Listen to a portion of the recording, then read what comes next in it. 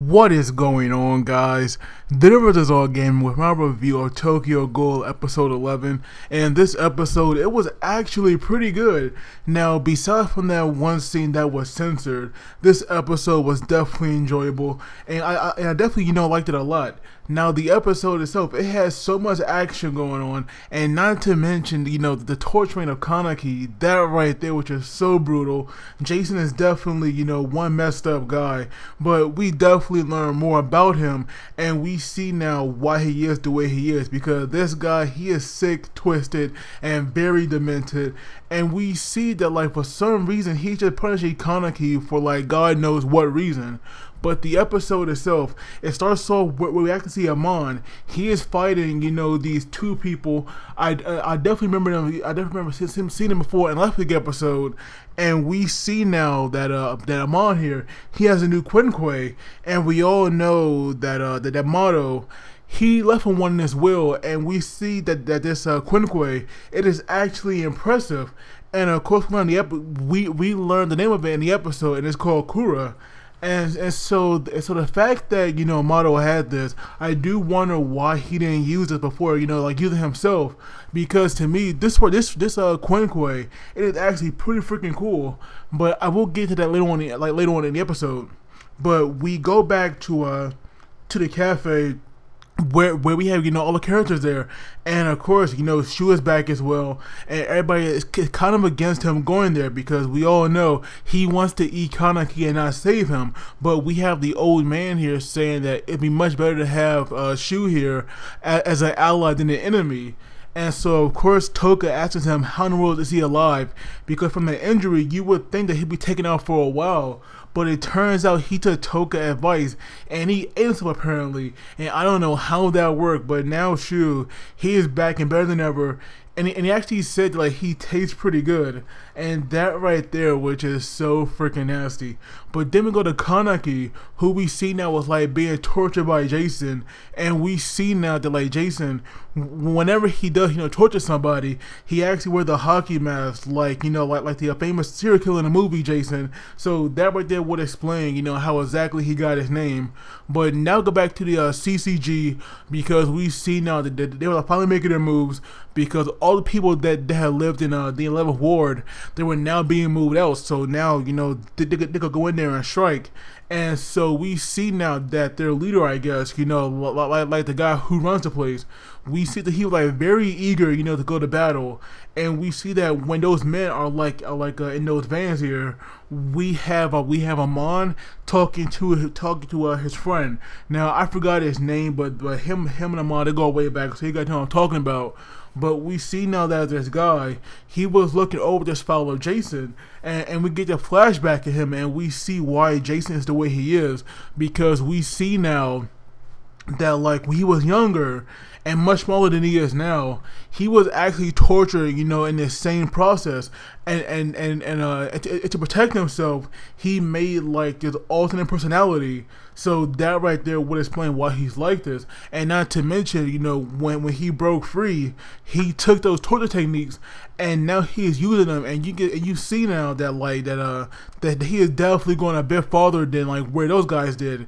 He even had this serum where it would actually repress the I believe it's called the RC cells. I might have that wrong, but what this does, it suppresses the cognitive activities, and it pretty much makes a ghoul like a regular person. So that way, all these torture devices that Jason has, it can inflict Kaneki like he's a regular human. But we already knew from the beginning that Kaneki's body, it definitely wasn't the toughest. Now it might have got a lot tougher, but he is still not that Ghoul level. And we even see now that he had injected this serum and in his eyes, so that right there was definitely a bit extreme. But now we see that when the CCG, when they finally make their move as they arrive at the 11th ward, we see now that I forgot their name, Toga's group of them. We see that they're already there, and of course they're wearing those red robes to disguise themselves, which is pretty smart on their part. But we see now that when CCG started to attack the ghouls themselves actually had guns as well. And that right there, I thought, would be a bit surprising. But of course, these guys were like foot soldiers. But we do see that like some of them, or at least one from what we saw, he had like a Kaneki shield. So that right there was like smart on his part. But we have the much higher ups, in Arigori Tree. We have them, and they each go to like their own little sector, to take on the CCG. And so pretty much the CCG, they were actually losing at first because we saw most of their men, they were actually getting shot by the ghouls. And so we had their leader come out, once again, and I thought this guy, like might be a coward or something, but he is actually tough. And not only that, he killed like a couple of ghouls. So this guy definitely knows what he's doing. But we see now that like Suzuka, I believe is his name. Hopefully I'm saying that right. But Suzuka here, he actually took this like their chief bike, and he actually used it, to get something into the building. And Suzuka is definitely, quite skilled, because he took out all those ghouls, and that right there, like that right there allowed them all, to rush inside. And so we see now that with the CCG now invading the building, we have Arigori Tree, their high members, they are now, like appearing one by one. And so one of the guys that you definitely got to keep an eye on is this, very mysterious person, because we saw that he was like getting shot up, and he was acting like it was not bothering him at all. And not only that, when he finally attacked his Kaneki, it is just so widespread. It's devastating, because we see now, even though it was censored, we had like his Kaneki, like kind of like splitting up, or maybe it was something like raining down. I'm not really sure, but you should see all these soldiers, they're like getting impaled multiple times, and that right there was like quite brutal. And not only that, we have Ayuto as well, using his Kaneki in a very, very, unique way, as he had it, circling around his body to deflect all the bullets. And that right there was smart. And we see now that even while he's doing that, he cancel attack. So that right there gives him a great defense and offense as well, which is definitely, like pretty impressive.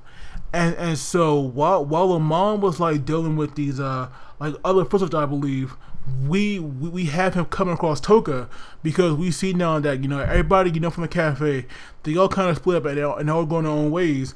And Amon here has saw Toka because he recognized her Kaneki. And we see now that when they finally chased her down, we have Toka bringing out her mask, because obviously Amon can't see her, but he was just like so determined to kill her. And we see now that like Toka could tell he is definitely taking care of Kaneki when Jason was not torturing him. And so I do wonder how long it was taking for his body to heal, but it seems like the rust, I guess, or whatever we see like around his wrist or his ankles, whatever that is, I don't think it's like healing properly like his other wounds are. Now that day I'm not sure about, but I definitely saw that he was like definitely hurt in those regions. But we see now that they always told him to not give up, because they will find a way, to get him out of there. But of course, Jason here was like just taking his time and like enjoying this, rather than like going out there and joining everybody else like he should have. And so eventually, when Amon was so focused on Toka, he actually got attacked by the Ben brothers. I believe that right there was the name, Ben brothers. And so these two, they are like actually S ranks, which is obvious, of course. And so we see now that these two work very well together. But Amon also put up a pretty good fight, because he took like one of the combos or something. And so eventually, while Amon was like fighting them, we get the flashback of him and Mato. And that flashback right there pretty much led up to this moment where Mato left him this Quinque Kura. And so for some reason, Amon had the feeling that this right here would be a good choice for Amon to use. And Mato was like right about that, because he actually soloed 2 S ranks, and that right there is not something everybody can do. And so Amon was like, to me, Amon was impressive, but I do wish that fight, was a bit longer. But of course, because this anime is ending next week, I would see why it was definitely not dragged out. But when he does win, we see like this massive figure, just like flies past him in the shadows, and I have no idea what that was. And so, eventually we have the members of CCG. They eventually do get to the roof, and we see now that this massive being that passed Amon, because Amon did join the others. It was actually, the one-eyed owl or one-eyed king. And this guy right here, I'm not sure what he is, but there is no way this guy is human. Like, not only are these too freaking big, but he also had like these things coming out of his back, and his body, it was just so weird, pretty busy. And we see now that like he also, like, I keep forgetting that this right here is a guy, but he also, like really enjoys torturing ghouls. And while he was like attacking them, he told them to not die. And eventually when he does walk out, he had this like very creepy weird look on his face. But eventually now we see that all these men, they are going to attack this one-eyed owl. And we see now that while Amon's friend, because right now his name escapes me, he was like talking to the chief, and the chief here was saying like, take as few men who are willing to die with you, and and take on the one-eyed owl, because if they can't beat him, then like nobody can. And that right there, is saying a lot. But then we go back to Kaneki as well, and even though we don't see him, we do see his hair, and we see now that it's white. So obviously, something happened within him, and I cannot wait to see what that is. But yeah, like I said, this episode to me, it was actually pretty freaking great. So I'm actually going to give it a 9 out of 10. But of course, I'd love to hear you guys like thoughts on this. And as always, please don't forget to like the video and subscribe, because that really helps me out. And you guys take it easy. And I will see you all next time. I cannot believe that I was actually about to forget this part right here in my review. But there was this one ghoul. It was the same one that took out all those CCG soldiers so easily. But this guy's name is Mr. High C, and Shu here was actually the first one to come across him, because I believe he said that like he was chasing, like he was like following a scent of where like the most blood was or something. But not only him, Yuta and Yomo are there as well. And Yomo was like even saying that they cannot take this guy seriously because he is no ordinary ghoul. So it takes these two major powerhouses, Yuta and Yomo, because I do believe that these two are stronger than Shu. So it takes all three of them to take on this one ghoul. I am hoping that they will not skip this fight, because I have to see this. This fight right here will be freaking amazing. And not only that, I also forgot that when Toka had escaped from Amon, she was like running along, she was actually about to be attacked by Ayato, her brother. But Nishiki, somehow he was there, and he came out of nowhere and took those hits. Now that right there is is one thing I didn't like, because like I said, I like Nishiki.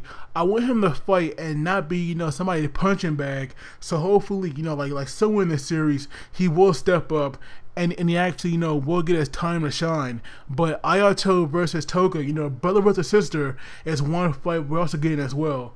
So those two right there were like 2 points that I really enjoyed, except for the whole Nishiki thing. But the Ayato versus Toka battle, I am definitely looking forward to that, because it should be a good one. Oh, and we also have the old man, the one that like runs the cafe. He's also about to fight as well. So I can't wait to see what he does. But even though Hinami is there, I am so glad that they are on letting her fight, because that right there would be a bit too much even for me. But those right there were a few points that I did want to come back and touch on a little bit.